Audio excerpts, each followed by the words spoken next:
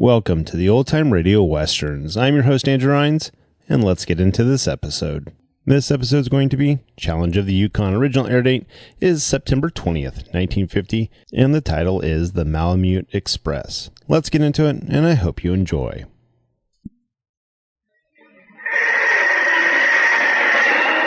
Now, as howling winds echo across the snow-covered reaches of the wild Northwest, we present Sergeant Preston of the Yukon by special recording, brought to you by the Quaker Oats Company, makers of Quaker Puffed Wheat and Quaker Puffed Rice, the delicious cereal shot from guns. In cooperation with the Mutual Broadcasting System. It's Yukon King, swiftest and strongest lead dog of the Northwest, breaking the trail for Sergeant Preston of the Northwest Mounted Police in his relentless pursuit of lawbreakers. On King, on you, Husky! Gold discovered in the Yukon. A stampede. Young America keeps his musical knowledge up to date by listening to Phonorama Time, starring Johnny Desmond.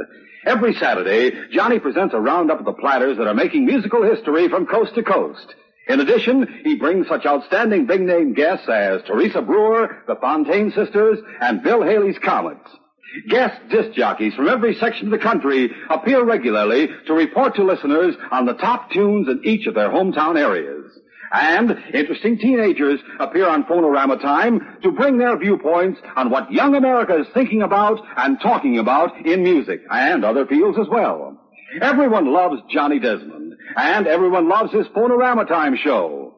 So gather your friends and fellow music fans around this Saturday and every Saturday for the musical session you can't afford to miss. Phonorama Time, starring Johnny Desmond on Mutual over most of these stations.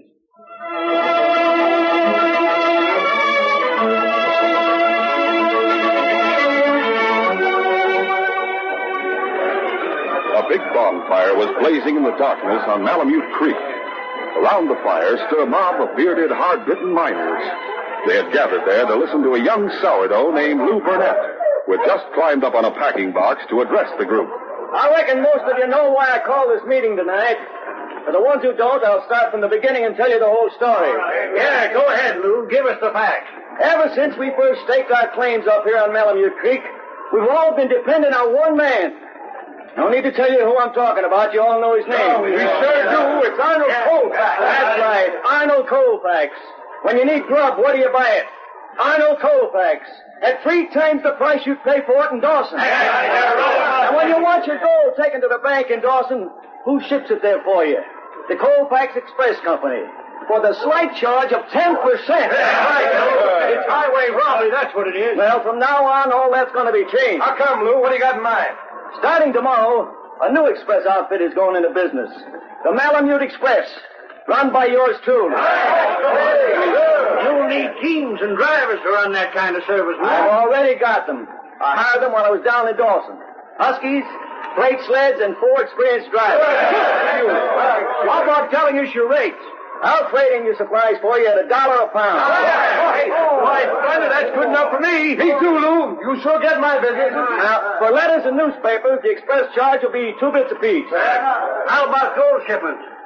I'll carry your gold for 2%. Now you're really talking. Colfax won't last a month against competition like that.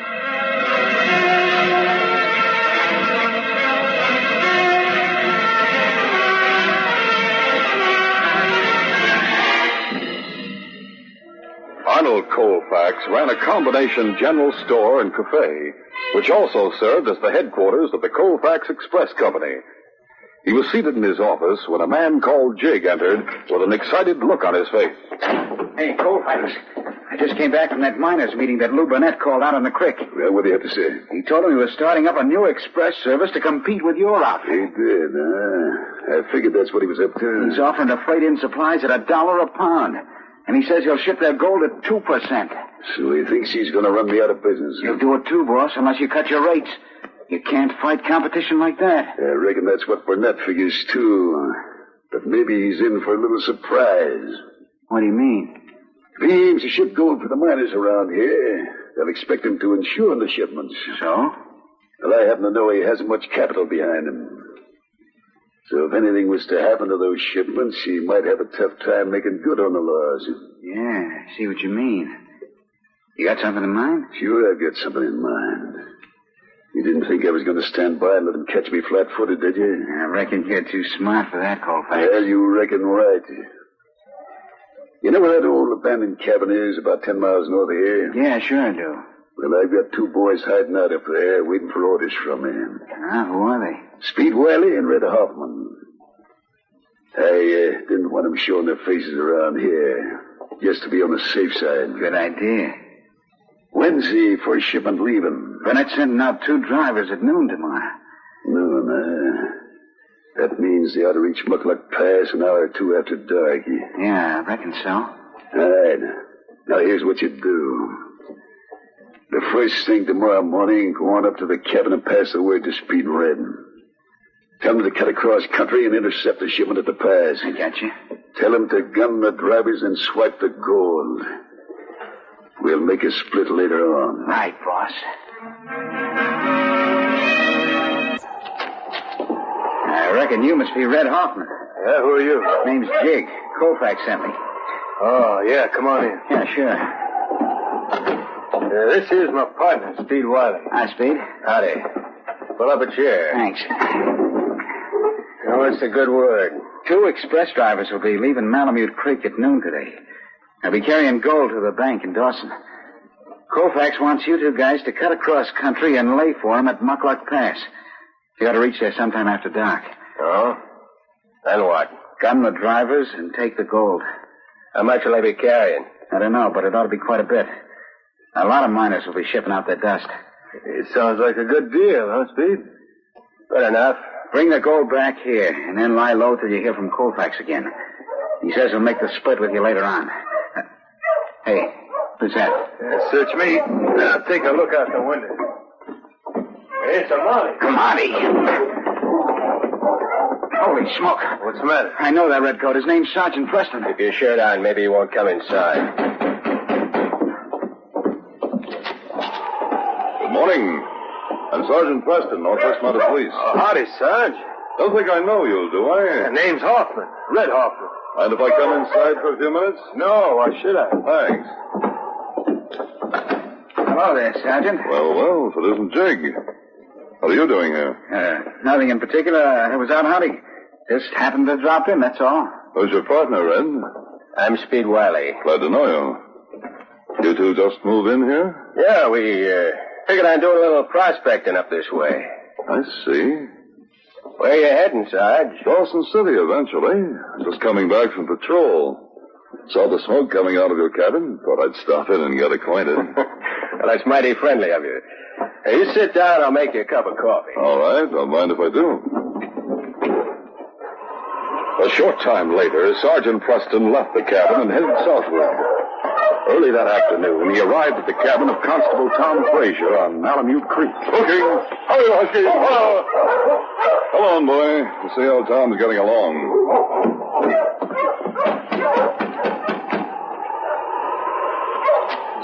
Well, Sergeant Preston. Hello, Tom. Come in. By golly, it's good to see you. You too, King, old boy. Yeah, take off your pocket, Sergeant. Sit down. Thanks, Tom. Where'd you come from, Dawson? No, I've been on patrol in the Peel River district. How's everything going? Oh, fairly quiet. Miners getting a few fights now and then, that's about all.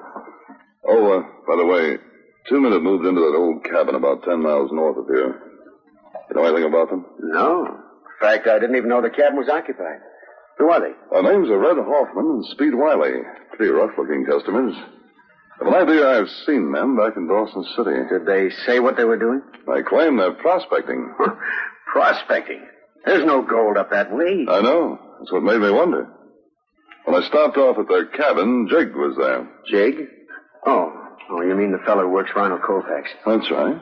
Said he was out hunting and just happened to drop in, but it didn't sound very convincing. He seemed rather nervous for some reason or other. Yeah, he's a sneaky sort, all right. I never did trust him or his boss either. He hasn't been up to anything lately, has he? No, not that I know of. What about Colfax? Looks like he may be going out of business one of these days. Huh? How so? The miners got fed up with the prices he was charging. So now Lou Burnett has started up a new express service in competition with Colfax.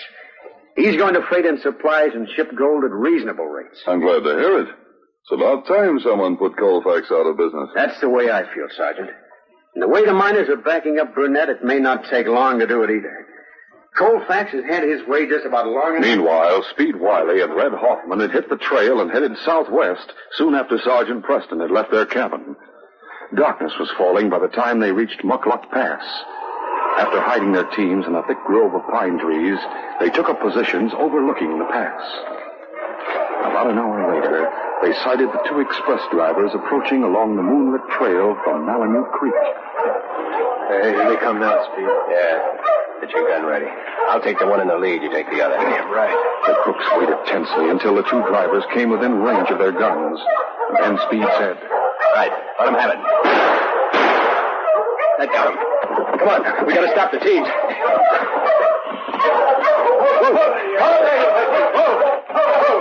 That's better. Calm down. Drivers are lying back there in the trees. Maybe we ought to go back and finish them off. Never mind them. Just grab the gold and let's clear out of here.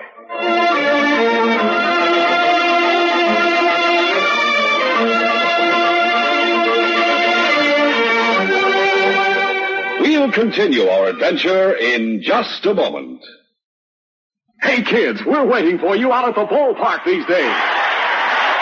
Everybody has fun, cheering the players as they sock home runs, slide in the base, whip through double plays. Get in on the fun, the excitement, the hot dogs, and Cracker Jack. Come out to the ball game as guest of your favorite team. You can now see major or minor league baseball games free if you are 12 years or younger and bring a paying adult like mom or dad. Here's all you do to get your free ticket. Get a package 05, Chicago 77, Illinois. Don't miss the big game. Send now.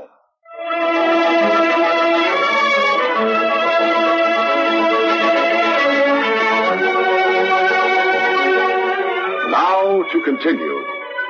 On the morning after the holdup, Sergeant Preston left Malemute Creek and resumed his journey back to Dawson. As he approached Muckluck Pass, he saw a driverless sled standing on the trail, with its team of huskies wrangling and snapping at each other.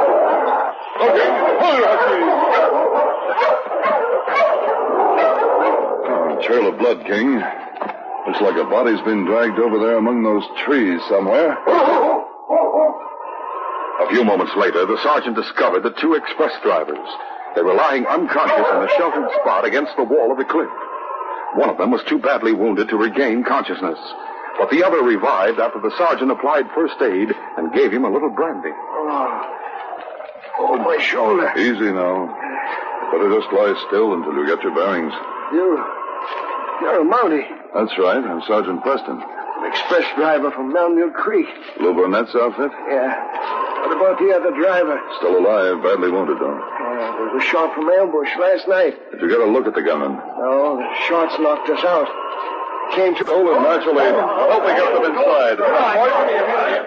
Easy does it now. The small group of miners had swelled to an excited mob by the time Lou Burnett arrived at the constable's cabin. Hey, Lou, your express drivers got pushback last night. Yeah, I know. Let me through, please. I want to talk to Sergeant Preston. Sorry, but you'll all have to clear out for the time being. Now, wait a minute, Constable. I got to get in and see the sergeant. I want to find out what happened. All right, inside, Lou. The rest of you stay back. Come on away from the door. How are they, Sergeant? One's in bad shape, Lou. He was shot in the chest. Other got it in the shoulder. He revived for a while, but lost consciousness again while I was bringing him here. Anything I can do to help? Not for the moment, Lou. Oh, you can start some more water heating on the stove if you want to. Oh, sure thing, Sergeant. It was nearly an hour before the sergeant finished extracting the bullets and bandaging the wounds. When he was through, he washed his hands and rolled down his shirt sleeves. What do you think, Sergeant? I think they'll both recover, Lou. It'll be a long time before they're in shape to do any more driving for you. Oh, I'd sure like to get my hands on the sneaking coyotes that shot them. I have a hunch Colfax is in back of this. How much gold were they carrying? Over $20,000 worth. Did you guarantee safe shipment to the miners? Sure, I had to. Well, I'll have to pay off the full amount. Do you have that much money? No, but I can raise it. I have $5,000 in the bank, and my claim ought to sell for around $15,000. In other words, this loss will wipe you out. Yep, That's about the size of it. Well, don't lose heart, Lou. You may be able to find the hold-up men and recover the gold. I sure hope so, Sergeant. Do you think King can pick up their trail? He's the best tracker in the territory. How about it, Tom? Your team hitched up yet? All set, Sergeant. I hitched them up while you were working in the driver's seat. All right, got your park on. Let's go. Right. Well, let me go with you, Sergeant. Well, no, you stay here and take care of these wounded men till we get back. How the drivers make out, Sarge? They gonna live? I hope so. Bullets have been extracted and they're resting quietly. What I want to know is how about that gold was stolen? Are you going to refund it to us, Lou, like you claimed for more? Of course I am. You don't think I'd go back on my promise, do you? Oh, I ain't saying that. After all, those drivers were carrying a heavy shipment. Like Colfax said yesterday, maybe it's easier to... You don't savvy. That dog of Preston's is a tracker. According to Preston, he'll be able to pick up their scent and follow them. Holy smoke, I never thought of that. Speed and Red better clear out of that cabin pronto. I'll go out and warn them. Yeah, and I'll go with you. Just to make sure they kick through with our split of the gold.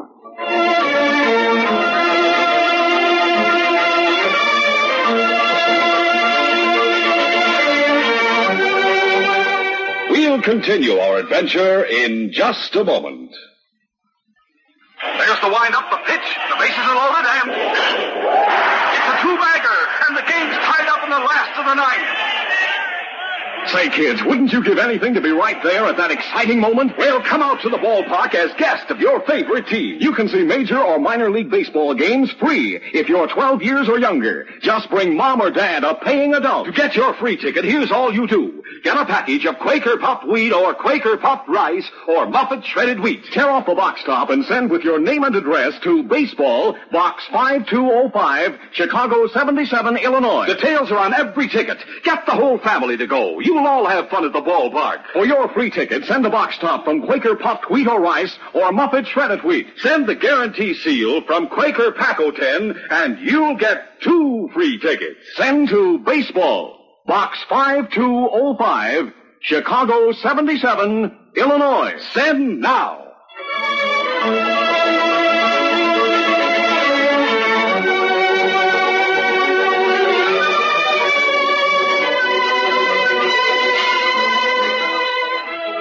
A full moon had risen, and the northern lights flashing overhead made the sky brilliant as Colfax and Jig hitched up their teams and headed north toward the cabin hideout.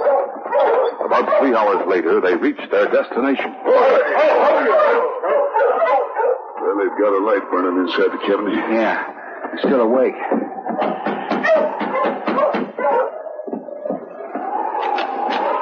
Oh, it's you, Colfax. Good morning.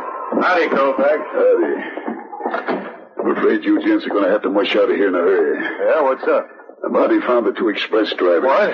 He brought them in this evening. Who was it? That redcoat that came snooping around here? That's right, Sergeant Preston. He's going back to the pass to pick up your trail. And his dog will be able to follow your scent. Holy mackerel, we got to get out of here, Speed. But first, there's a little ladder splitting up the gold. Where is it? Over there in the corner. Looks like quite a haul. How much does it come to? Around 20 grand. You can fork over half. Sure. We can, but we're not going to. Don't give me that, Speed. That's the split we agreed on, 50-50. We've changed our minds. Meaning what? Meaning we don't like the idea of us taking all the risk and you sharing half the profit. So you'll take $5 grand and be satisfied. And if you don't like it... Keep your hands right where they are, Speed. I figured you gents might try to welch on the deal, so I brought along this little persuader. Oh, you dirty rat. As Speed and Red glared with baffled rage at the revolver which Colfax had jerked out of his pocket, the door was suddenly kicked open. Hold that gun. Barney! Shut out the light. Whirling in the darkness, Colfax took aim at Sergeant Preston, who was silhouetted in the doorway with the constable behind him. But King had already sensed his intention. Before he could fire, the great dog sprang. Run him down, King. As he spoke, the sergeant dropped to the floor, knowing that Speed, too, was armed and would go for his gun. Hit the floor, Tom. The constable. Oh, you don't. I'll fix you, bastard. At that moment, Jig saw his chance. Grabbing up a chair, he hurled it at the constable. As the constable staggered under the blow, Jig sprang at him, determined to make a dash for freedom. But the constable recovered and met him with a hard left to the jaw. Like this. That won't stop me. Try this.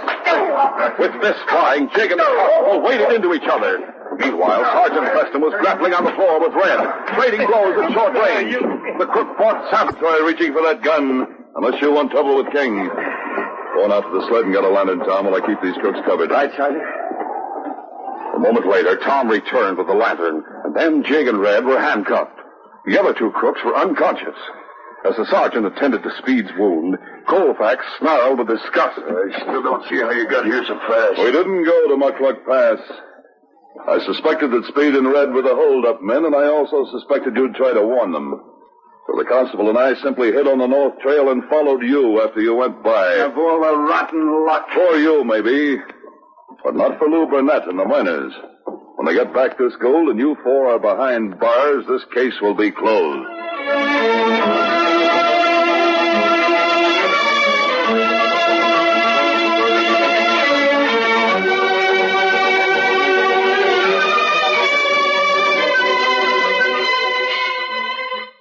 Last year, there was an average of 500 forest fires every day in the United States. The forest burned would make a strip nearly a mile wide around the Earth at the equator. 90% of these destructive fires were the result of carelessness on someone's part. The lighted cigarette carelessly flipped out the car window, a campfire left untended, a lighted match thrown into a drift of dry leaves, or any one of many other thoughtless acts that can cause a fire. With the Mutual Broadcasting System.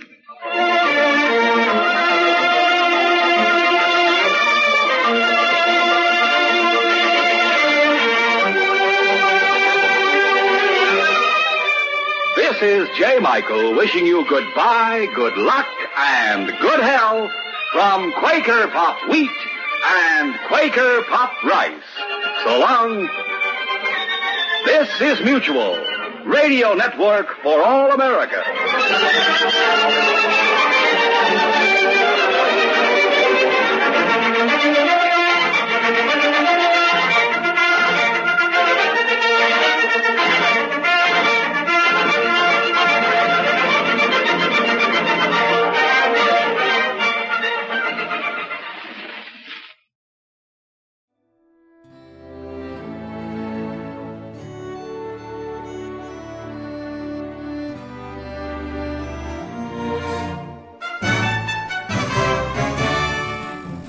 This has been a presentation of OTRWesterns.com, and we hope you enjoyed.